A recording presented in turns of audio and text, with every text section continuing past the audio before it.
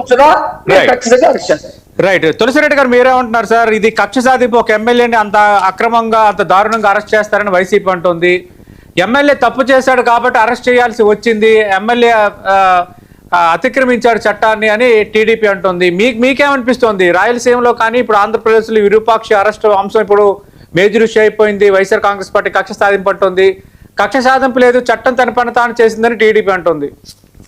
Exactly, చట్టం తన పని తాను చేసింది. చట్టం ముందు వచ్చేసి ఎమ్మెల్యేనా సామాన్యున ఎవరైనా ఒకటే.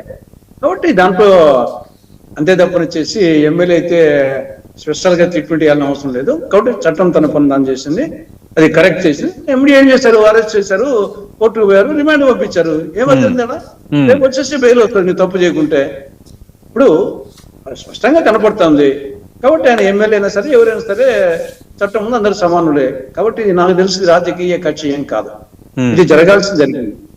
కానీ వాళ్ళేమో అతను వచ్చేసి ఎక్కడనో కనిపించకుండా చేయడం ఏం లేదు కదా. ఇమీడియట్ గా వచ్చి అరెస్ట్ చేశారు, కోర్టుకు సబ్మిట్ చేశారు, కోర్టు రిమాండ్కి పంపింది. జైల్లో ఉన్నాడు, రిమాండ్ జైల్లో.